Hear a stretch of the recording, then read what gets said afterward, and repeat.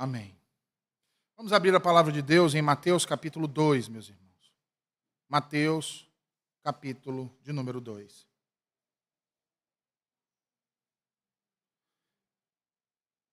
Evangelho segundo Mateus, capítulo 2.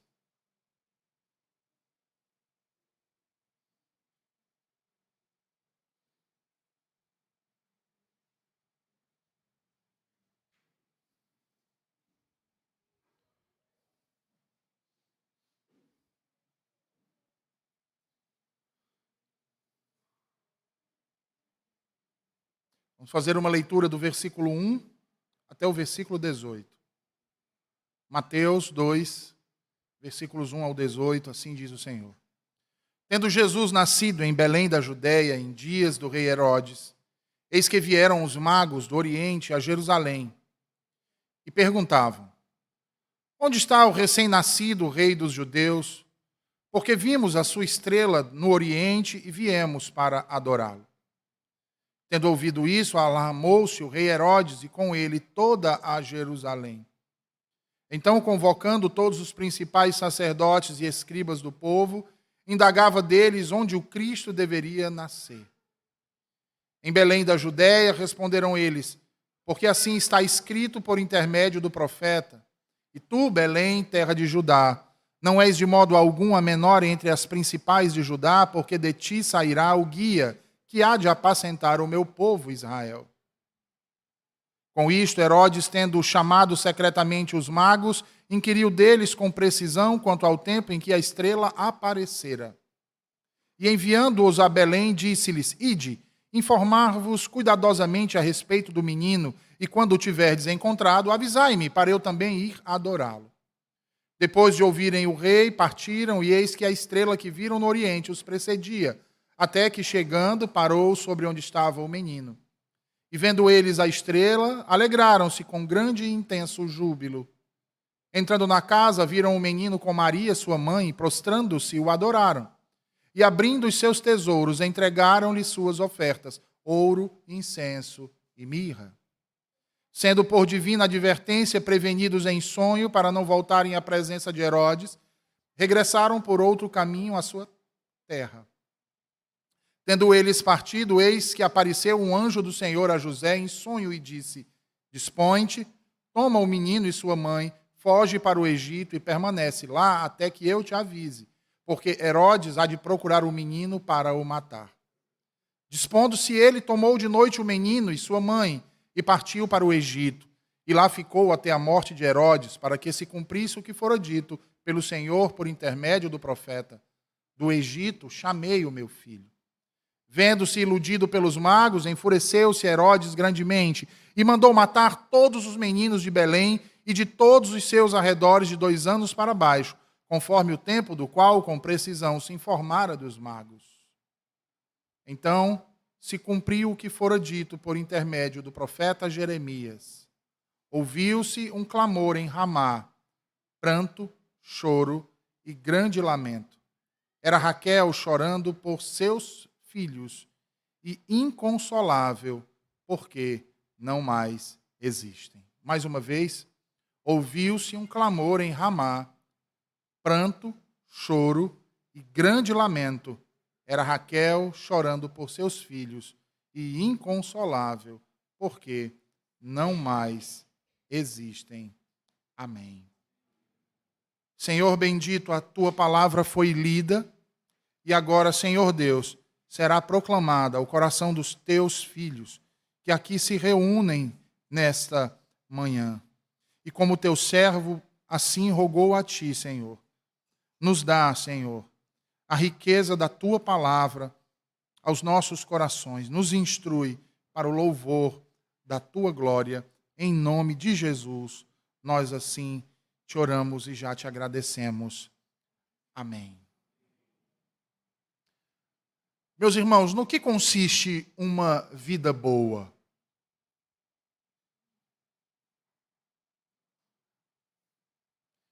Muitos acham que uma vida boa consiste em ter uma casa para morar, em ter uma boa renda, em ter uma profissão lucrativa. Muitos acham que é ter um emprego estável, é ter filhos obedientes, é ter um carro para se locomover, de preferência novo. É não necessitar de praticamente quase nada, mas viver de modo independente. Tem muita gente que acha que uma vida boa se resume a essas coisas e fazem de tudo para alcançá-las. E de fato, tudo isso é muito bom e válido.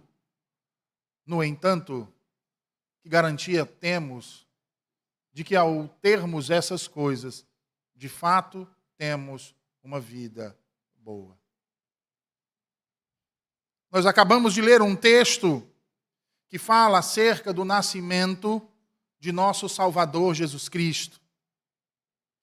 E se nós bem voltarmos ao capítulo de número 1, nós temos na narrativa que Mateus nos concede o privilégio de sabermos do anúncio, não apenas para sua mãe Maria, mas também para aquele que o teria como seu pai, o que o adotaria como filho. E temos também a informação de uma comitiva do Oriente. E temos também a informação de mais uma personagem, o rei da Judéia até então, conhecido como Herodes o Grande. O adjetivo grande não é pelos seus grandiosos feitos, não é pela sua gestão brilhante, maravilhosa, próspera, mas sim por seus atos malignos e perversos,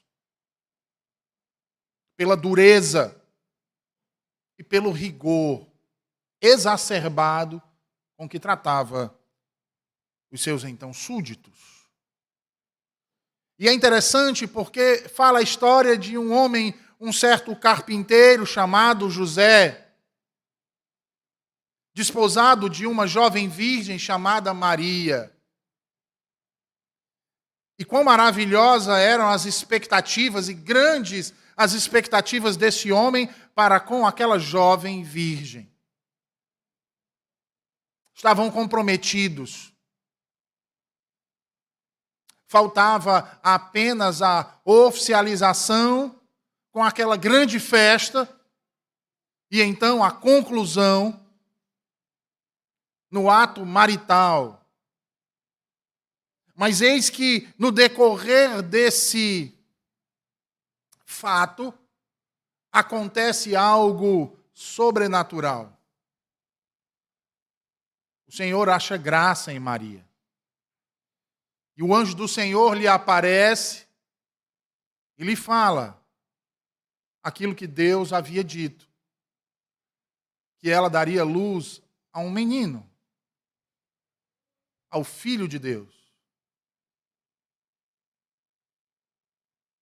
Maria, então, desposada de José, vai contar o que aconteceu, porque agora está grávida. E o filho não é de José. E imaginem como José recebeu essa notícia. Suas expectativas. Tudo que havia planejado com Maria, agora recebe uma notícia como essa. Para aqueles que não sabem, quando um homem e uma mulher se comprometiam no que hoje nós chamamos de noivado, né? Seria um noivado. Um noivado diferente dos nossos tempos, irmãos. Porque esse tipo de compromisso era um compromisso que não poderia ser quebrado, envolvia as famílias, envolvia votos mútuos. E em caso de quebra, é como se fosse dado uma carta de divórcio. E José, ao saber que sua esposa está grávida e que não é dele, imaginem o que passou em sua cabeça. Ele sendo um homem piedoso, temente ao Senhor. Por outro lado, nós temos também a história de um outro homem, um rei, que em seu palácio recebe a visita de uma comitiva vindo do Oriente. E aqui, irmãos, eu preciso esclarecer, tá? Não eram 3 e eles não eram reis. Essa história de 3 reis magos é mentira. A Bíblia não diz que eram 3, nem muito menos diz que eles eram reis. A Bíblia os chama de sábios do Oriente. Portanto, deveria ser uma comitiva, formada de 4 pessoas, 5 pessoas, 10 pessoas, nós não sabemos. Poderia ser de 3 pessoas? Poderia.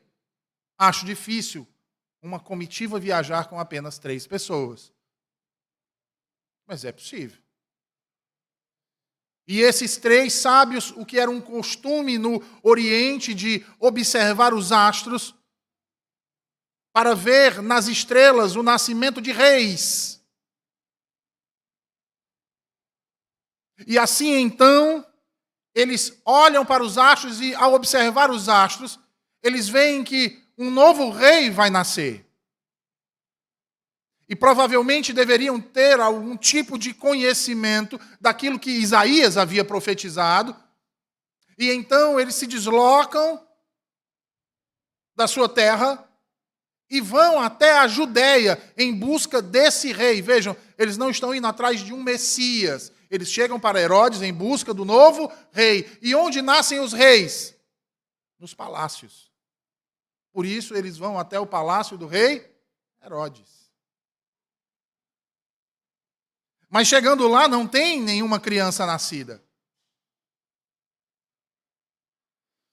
Não com a descrição que esses homens chegam para o rei Herodes dizendo.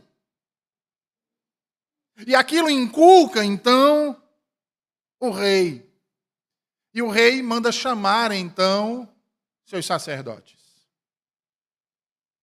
E os sacerdotes, então, falam acerca da profecia da vinda do Messias, o rei dos judeus.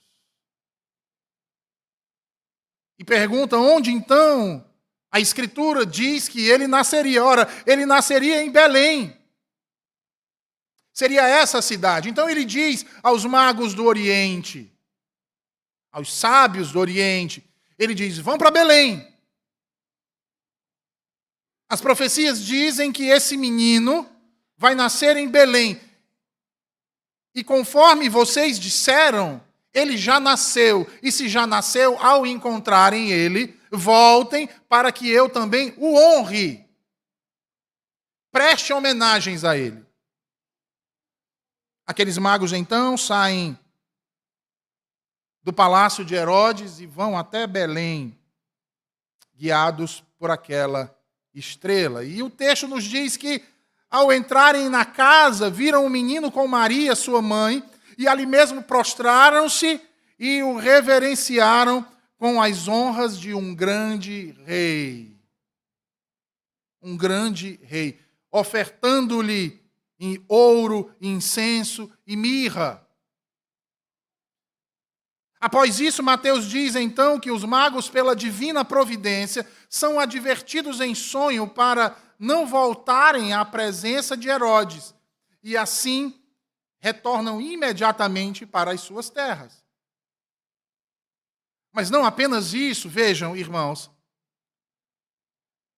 o Senhor ainda aparece em sonho, em sua providência, advertindo agora não mais os magos, mas agora José, sobre a intenção sanguinária de Herodes. E ordena então a José que tome o menino juntamente com sua mãe e fujam para o Egito. E José prontamente então atende e foge para o Egito. O tempo passa e Herodes não vê aquela comitiva do Oriente retornar ao seu palácio para lhe informar acerca de onde o menino havia nascido especificamente, em qual vila, em qual casa e em que situação ele se encontrava. Eles simplesmente não retornam. E eu fico imaginando quando aqueles magos chegaram no palácio procurando por esse menino, o que passou pela cabeça desse terrível rei. E ele então, se achando mais astuto e achando que tinha um poder que ia além de suas mãos, diz a esses magos que vão lá, façam o trabalho correto, já que a estrela trouxe vocês até aqui, ela vai levar vocês exatamente para o lugar. E quando vocês me disserem, eu vou lá e mato a criança. Mas ele não passou essa ideia para nenhum deles. Mas essa era a sua expectativa. E o que acontece, irmão, no decorrer disso, é que aos magos, quando não retornam para o palácio de Herodes, este fica enfurecido. Ele se enche de ódio, porque se sentiu desprezado por aqueles magos. Ridicularizado é o sentido que a palavra traz aqui. Fizeram ele de bobo. E então, tomado de fúria, ele reage à frustração de suas expectativas. Nos diz aqui Mateus, mandando matar a todos os meninos de 2 anos para baixo, em Belém e nas circunvizinhanças de Belém. Vejam aí o que ele diz no versículo 16. Vendo-se iludido pelos magos, enfureceu-se Herodes grandemente e mandou matar todos os meninos de Belém e de todos os seus arredores de 2 anos para baixo, conforme o tempo do qual, com precisão, se informara dos magos. A palavra iludido aqui é o verbo empaizo, cujo significado é semelhante a zombar, escarnecer ou ridicularizar. E ele traduz bem o sentimento que Herodes teve em seu coração ao perceber que aqueles magos não retornaram para fazer aquilo que ele os havia ordenado, dar a localização do menino. A ideia aqui é de que, na mente de Herodes, ele entendeu que aqueles magos o fizeram de bobo. E viu agora os seus reais intentos frustrados. E a frustração lhe causou ira, mais precisamente ódio, e ódio visceral. Porque esse é o sentimento que brota de um coração perverso, irmãos. É esse tipo de sentimento que brota quanto à frustração de um coração soberbo, de um coração altivo. O soberbo, ele não admite o desprezo de ninguém.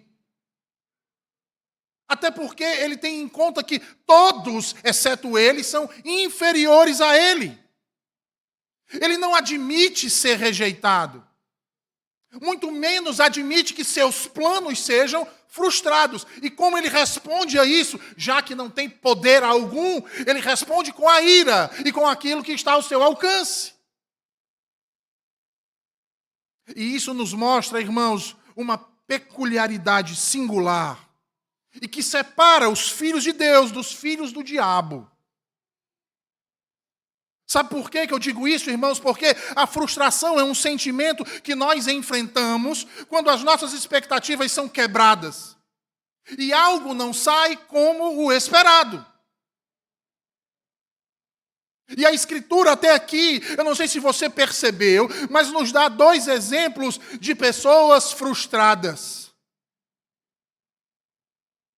De um lado, nós temos o carpinteiro, com sua profissão, com o seu dinheiro, com a sua história, com a sua honra, com os seus sonhos, com os seus ideais, com os seus planos, sendo frustrado. E do outro lado, nós temos um rei que, na ânsia de ter o controle sobre todas as coisas, se vê desprezado. Herodes e José. José, como diz Mateus, estava desposado de Maria, uma jovem judia, de família sacerdotal. Vejam.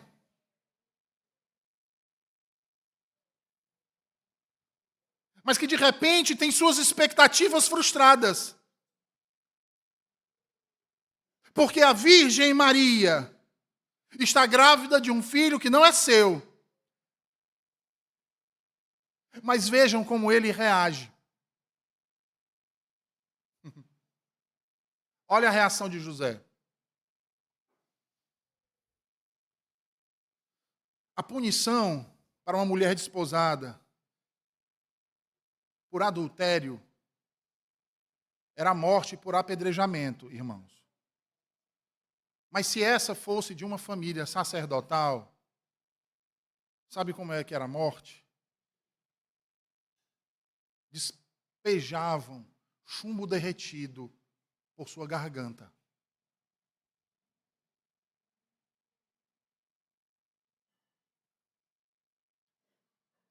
Se José repudia Maria e a denuncia, era essa morte que ele provaria. Que doce sentimento da vingança, não é mesmo?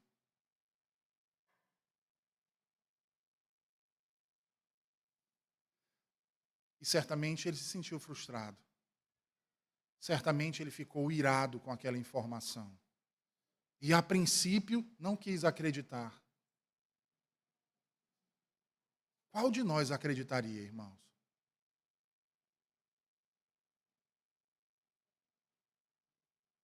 Mas por ser piedoso, antes de difamá-la, preferiu pensar mais a respeito. Lembra do que o texto diz? Ele a despede sem contar nada a ninguém. Nessa atitude, José demonstra que tem domínio próprio. E o domínio próprio, irmãos, é um fruto do Espírito. Do Espírito que habita nos filhos de Deus. Que os faz dominar-se. Que os faz serem prudentes. Que os faz agir com longanimidade, com benignidade, com bondade, com mansidão. E, meus irmãos, parem para pensar um instante como a todo momento, constantemente, nós temos de lidar com as frustrações em nossas vidas. A frustração faz parte do cotidiano do ser humano. Mas o que nos diferencia como homens? O que nos diferencia é exatamente como reagimos a essas frustrações. Ou ainda, como temos reagido diante de situações que se mostram contrárias ao que esperávamos, contrárias ao que imaginávamos, e até mesmo contrária ao que vivenciamos durante um determinado período de nossas vidas. Como reagimos quando o nosso marido e nossa esposa não faz ou não se torna aquilo que almejávamos que fosse, que se tornasse? Quando o nosso casamento não é aquilo que idealizamos. Ou quando os nossos filhos não são exatamente do jeito que sonhamos. Quando o trabalho que estamos realizando ou a empresa que servimos não é do jeito que gostaríamos, que queríamos. Quando a igreja não é a igreja que eu queria ter.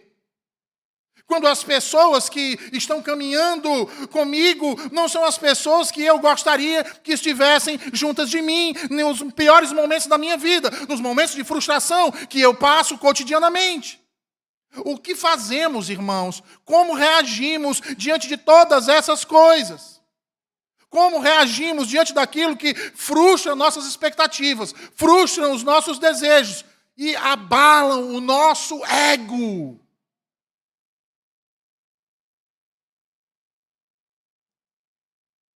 Como vocês têm reagido? Como José ou como Herodes?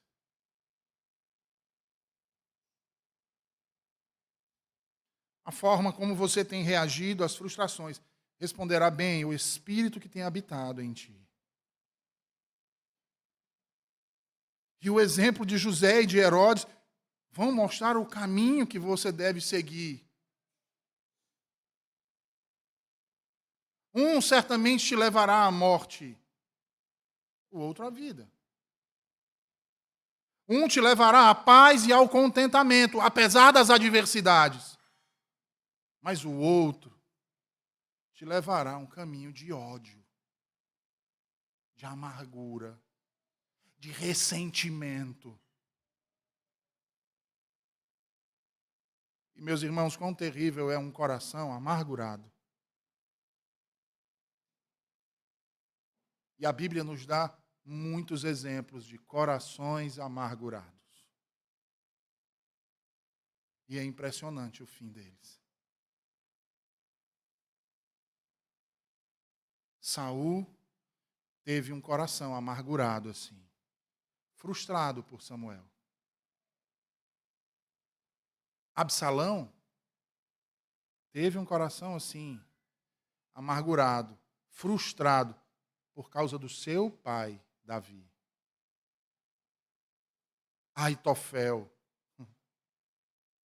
outro que teve um coração assim, amargurado, frustrado por seu rei, Davi.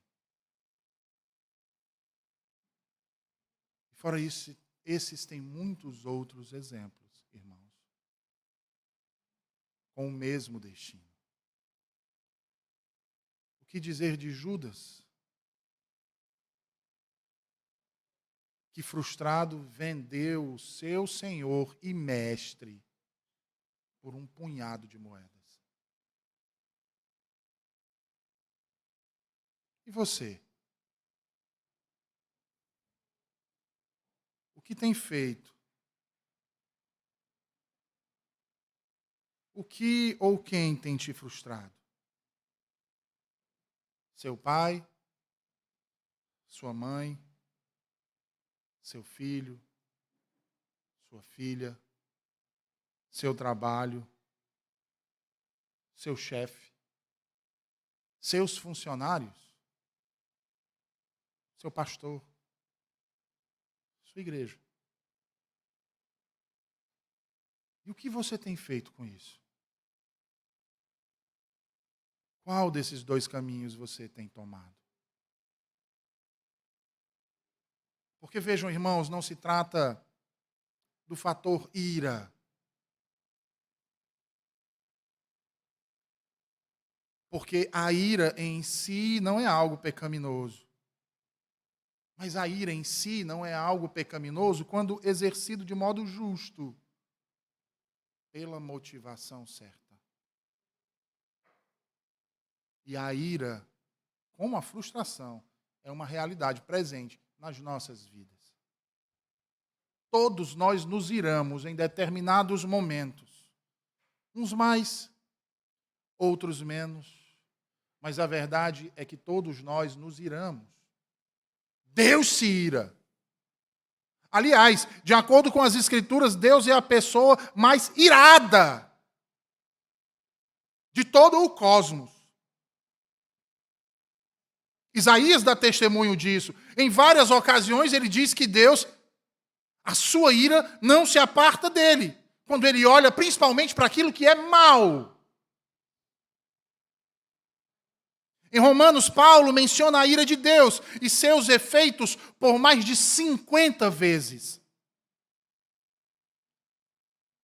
E uma delas, e a que chama mais atenção, é a de Romanos 1,18, quando ele diz que a ira de Deus se revela contra toda impiedade e perversidade dos homens que detêm a verdade pela injustiça.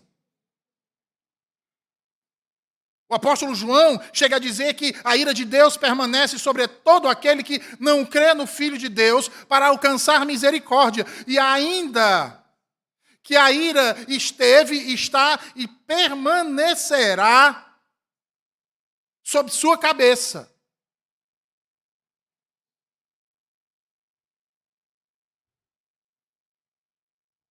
Veja aí João 3,36, por favor. Abram as Bíblias de vocês em João 3,36.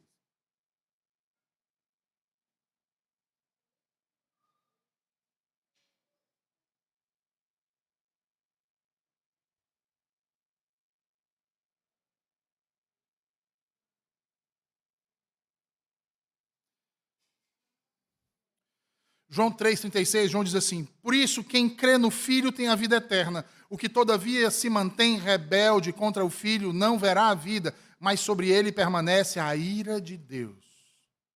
O fato de Deus irar-se, meus irmãos, comunica algo extremamente importante. Comunica que nem todo tipo de ira é pecaminosa. Comunica que a ira pode ser a resposta justa para o mal, bem como assim a resposta amorosa em favor das vítimas do mal. Como dizia Bibi Warfield, seria impossível um ser moral permanecer indiferente e impassível na presença do mal. Logo, não nos surpreende que o Senhor Jesus tenha ficado irado com aqueles que vinham pervertendo a adoração ou contribuindo com o sofrimento dos outros ao se omitir da dor deles.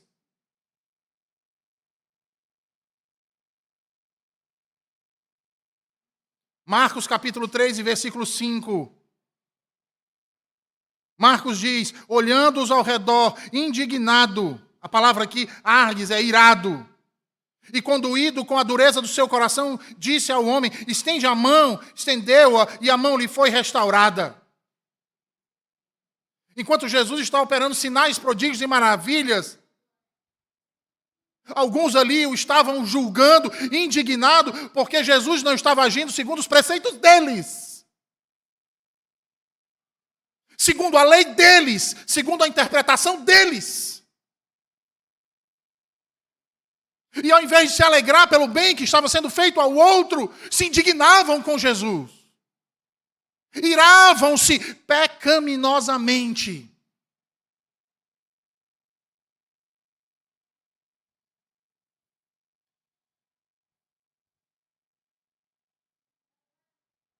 Do mesmo jeito aconteceu em Marcos 10,15, quando impediram as crianças de chegar à presença de Jesus. Jesus diz, veja, Marcos 10,15 diz assim: Jesus, porém, vendo isto, indignou-se e disse, Jesus irou-se. E eu acho interessante, né? Porque a gente vê nesses filmes, retratando essa cena, aí Jesus diz assim: ó, deixai vir a mim os pequeninos. Jesus está irado, irmãos. Ele está repreendendo aqueles que estavam impedindo que as crianças, se chegassem até ele, fossem abençoadas por ele.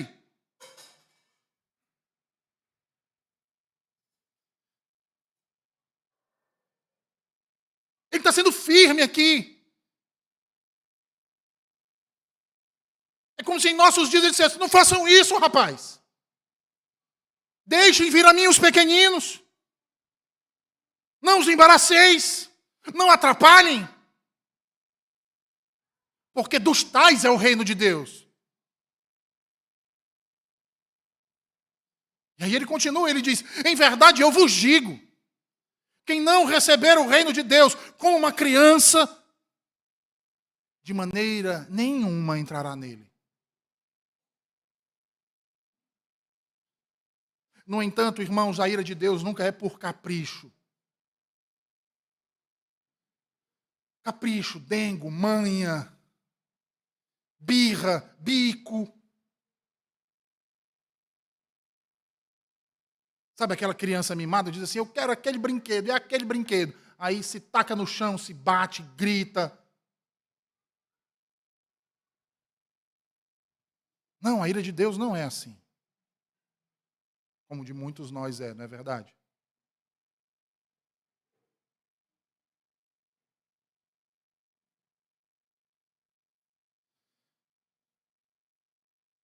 A ira de Deus não é caprichosa, irmãos. Não se trata de um desejo súbito, uma vontade repentina e insidiosa por uma questão de mudança de hábito. De modo nenhum, sua ira se aplica sempre ativamente em sua justiça retributiva. Porque Deus sempre responde com justiça aquilo que é errado, mal ou perverso. Como ele mesmo diz lá em Ezequiel 18, 23. Acaso tenho eu prazer na morte do perverso? Diz o Senhor Deus. Não desejo eu, antes que ele se converta dos seus caminhos e viva?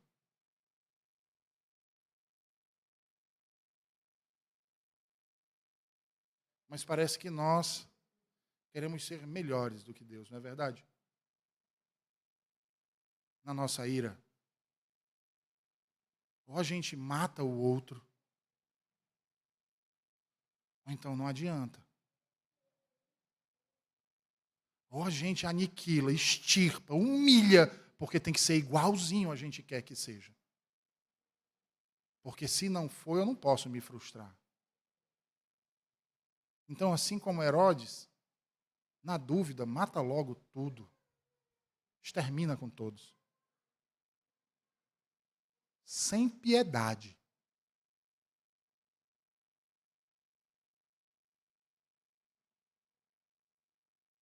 Os seres humanos foram feitos para amar aquele que os fez e os sustenta.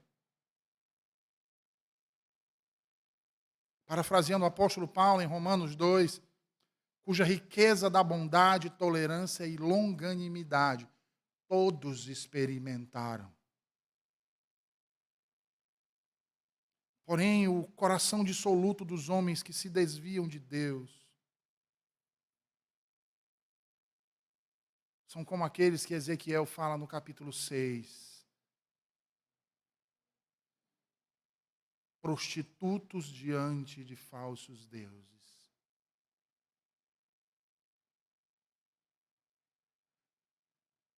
E assim Deus se ira, então, contra os homens obstinados. Há talvez aqueles que perguntem, a ira de Deus é injusta? Certamente não, irmãos. Abram aí as suas Bíblias em Ezequiel 18, por favor. Ezequiel 18.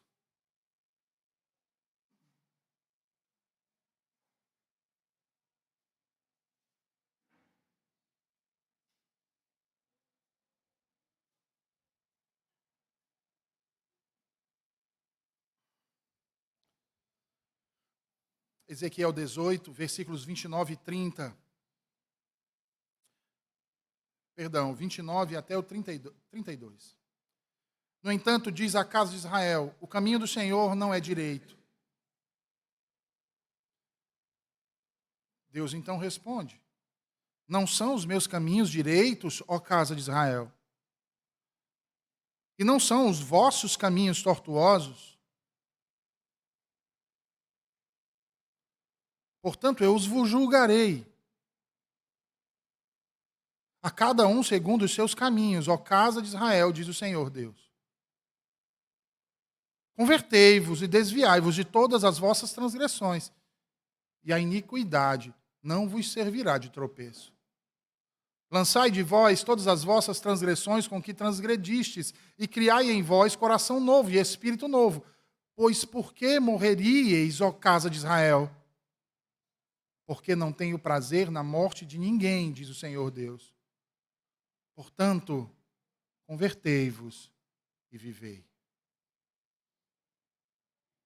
Mas Deus vai reiterar essas palavras ainda lá no capítulo 24 e versículo 14, quando ele diz, eu, o Senhor, o disse, será assim e eu o farei.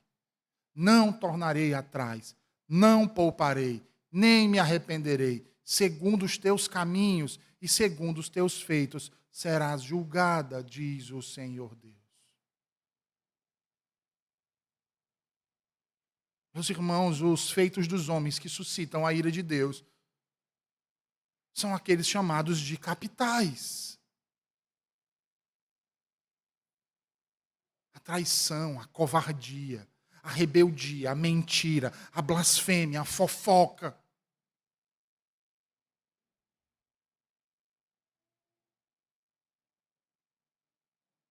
Que causam ira, discórdia, maledicência entre uns e outros.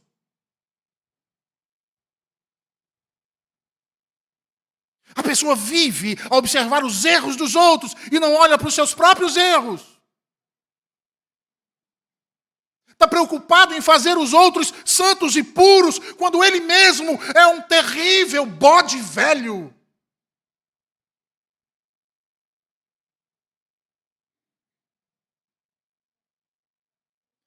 Ah, meus irmãos, como o coração do homem é traiçoeiro. Se dispõe a crer em qualquer coisa que amenize o seu pecado, que acaricie o seu ego de áspide. Mas se indispõe em crer naquilo que é justo e que, portanto, pertence a Deus, porque o humilha, porque o faz retroagir, porque o faz do soberbo se curvar perante os fracos.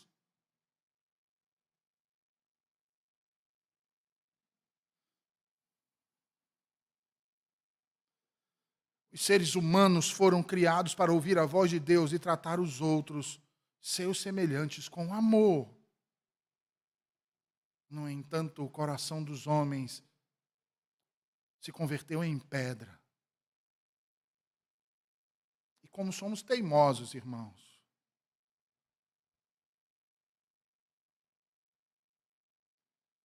Isso me lembra o que diz Jeremias com relação a Israel. Vejam aí Jeremias 16, 12. Jeremias 16, 12, por favor.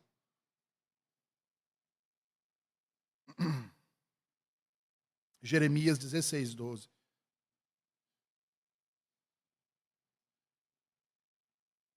Jeremias 16, 12. Vós fizestes pior do que vossos pais.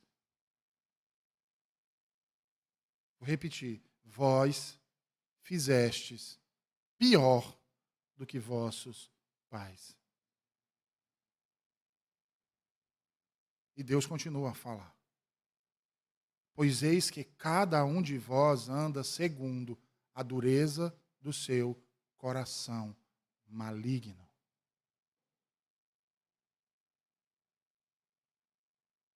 Para não me dar ouvidos a mim.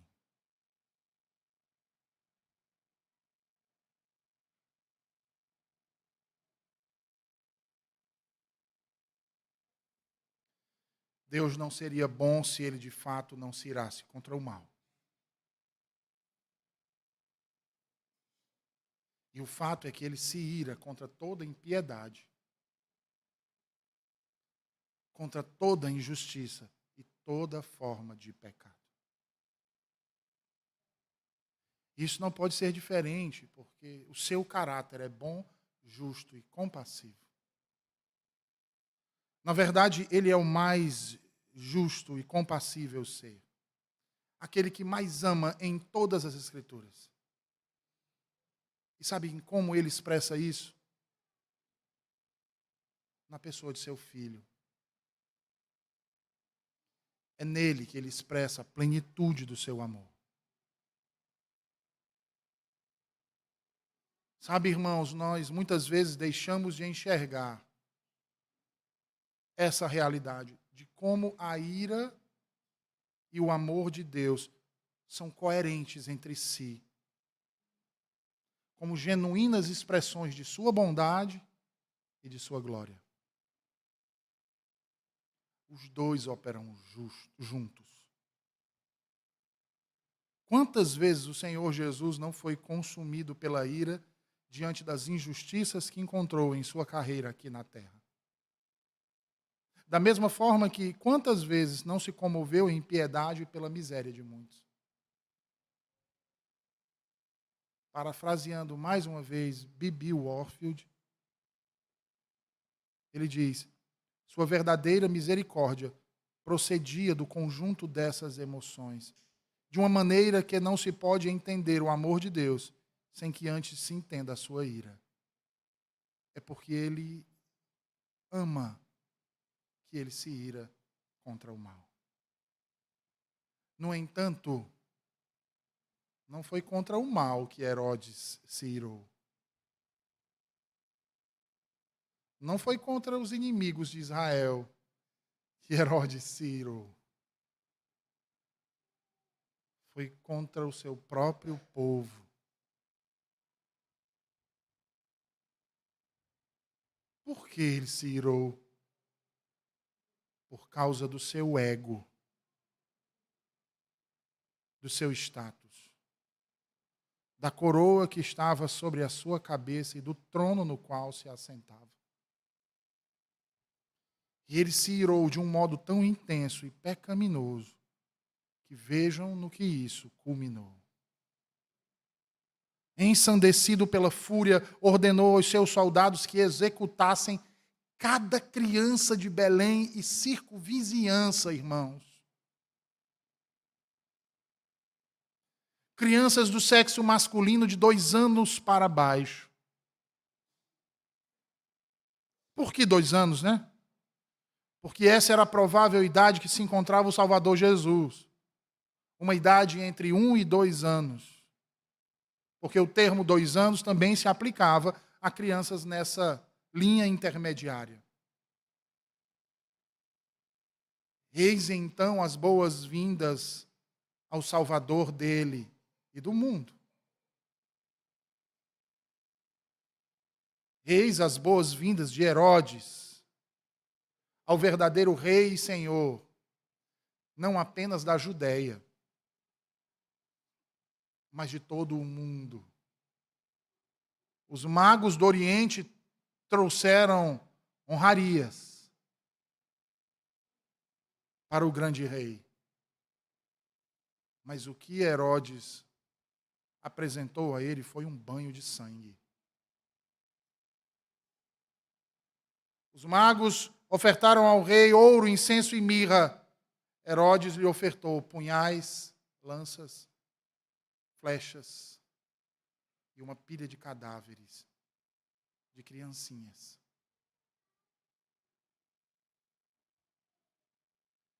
Quão terríveis não foram aqueles dias, irmãos? Vocês conseguem imaginar isso?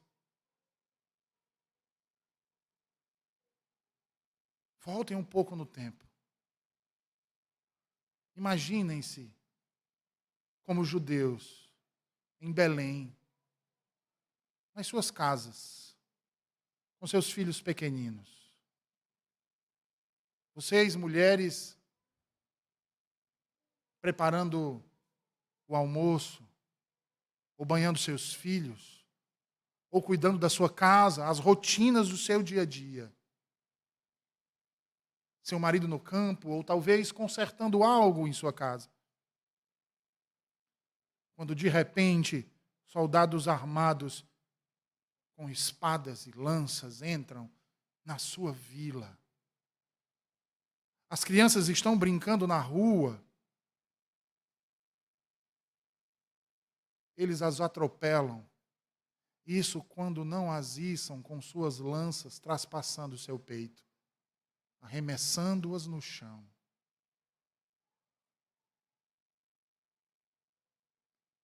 Perfurando seus pequenos corpos indefesos com suas lanças. Mães desesperadas se lançam à frente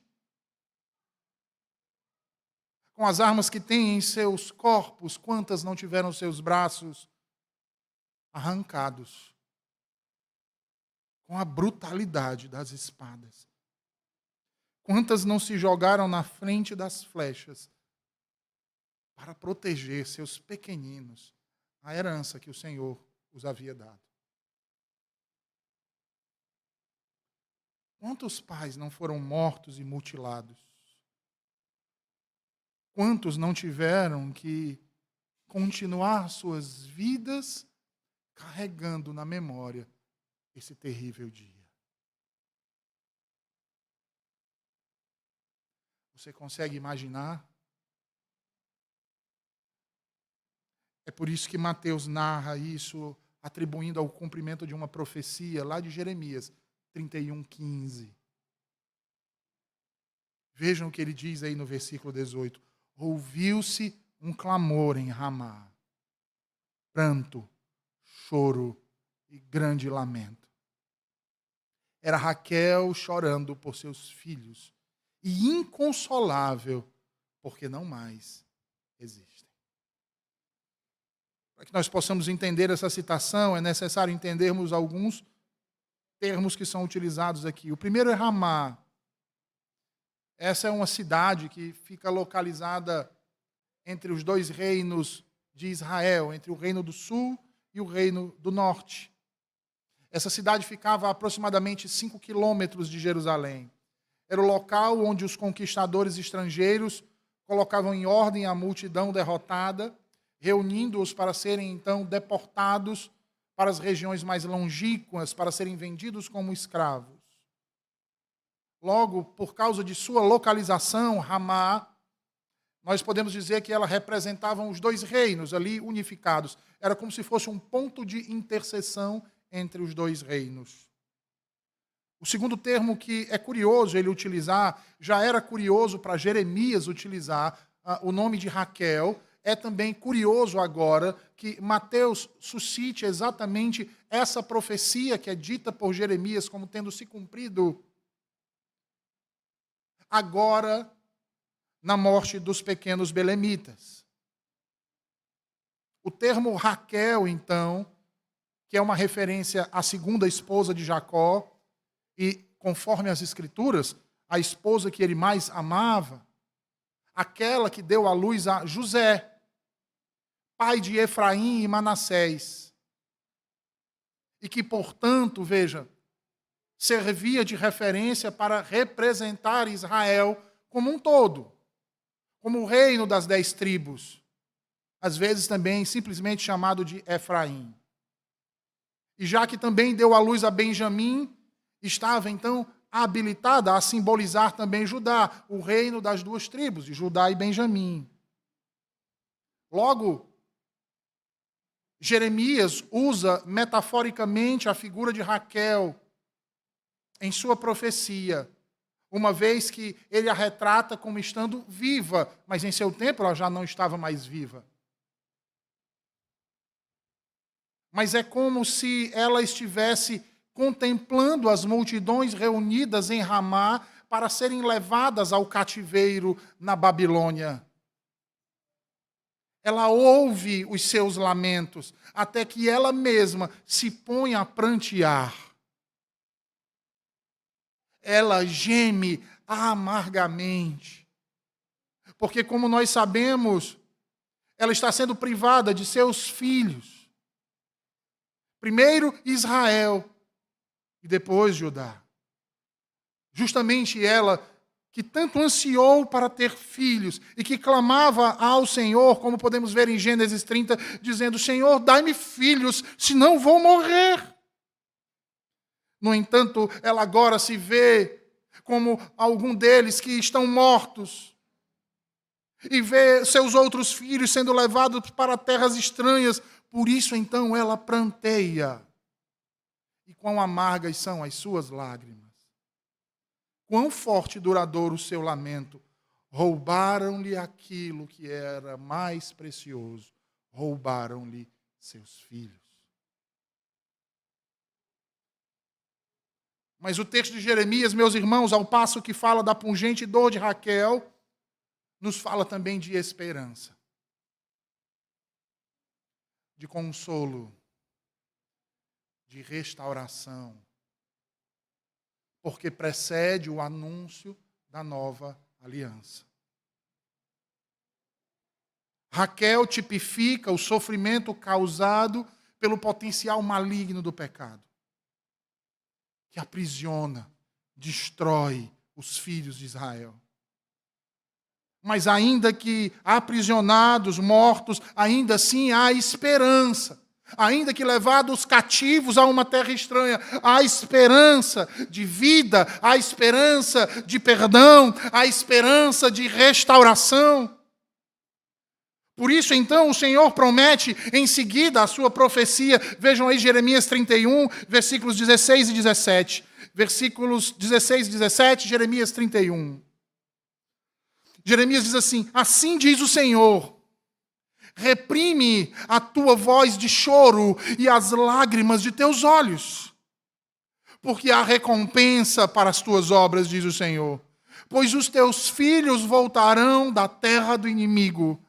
Há esperança para o teu futuro, diz o Senhor, porque teus filhos voltarão para os seus territórios. Jeremias aqui fala a respeito da chegada de um novo tempo, de uma nova aliança que não se cumpriu literalmente no retorno dos exilados da Babilônia a Jerusalém, porém se cumpriu na chegada daquele menino que seria rejeitado, que seria perseguido, mas que daria a sua vida, a sua própria vida para salvar a muitos. Se referia a este tempo, ao tempo do Messias, Jesus, filho de Maria, filho de Davi, filho de Deus. Filho de Deus, o qual tinha Raquel como mãe. Uma mulher apaixonadamente desejosa de filhos, assim como seu filho Israel, em suas 12 tribos, assim como Jesus.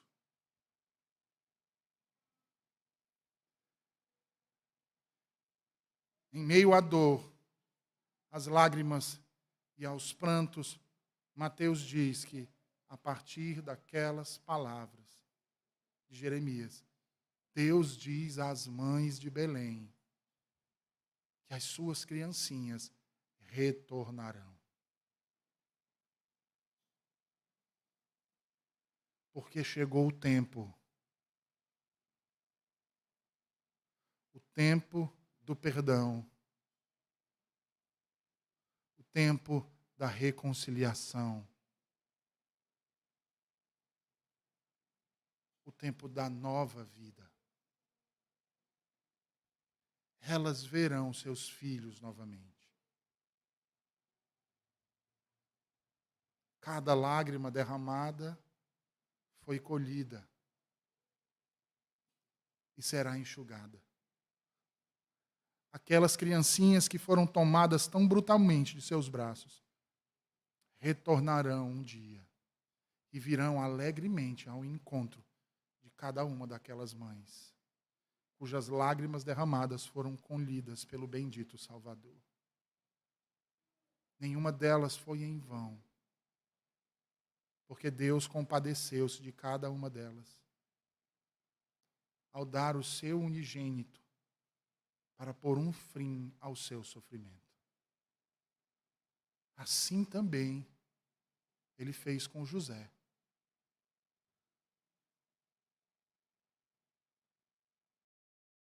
Diante da frustração, a sua fé o levou ao consolo no Senhor. Assim também as nossas frustrações serão consoladas pelo nosso Senhor, que é o nosso agente de justiça, que é aquele que nos vinga e que não deixa passar impune a maldade deste mundo e principalmente a maldade contra os seus filhos. Que o Senhor, então, aplique a sua palavra aos nossos corações nessa manhã, meus irmãos. Vamos orar? Senhor, nós te agradecemos pela tua palavra pregada aos nossos corações nessa manhã. E te pedimos, Senhor Deus, que nos ajude, que nos dê sabedoria e que no temor e tremor do teu nome, Senhor, ao sermos frustrados, que nos lembremos, Senhor Deus, que em Ti temos o consolo para as frustrações que temos neste mundo. Que Tu és um justo juiz e que não cabe a nós fazermos justiça com as nossas próprias mãos, Senhor, mas confiarmos em Ti e entregarmos a Ti, assim como entregamos as nossas vidas, também as nossas causas, para que Tu, Senhor, como justo juiz, trate conforme a Tua verdade e nos abençoe. Nos ajuda a sermos semelhantes ao nosso Senhor e nos aperfeiçoa nele, Senhor Deus, hoje e sempre, em nome de Jesus. Amém.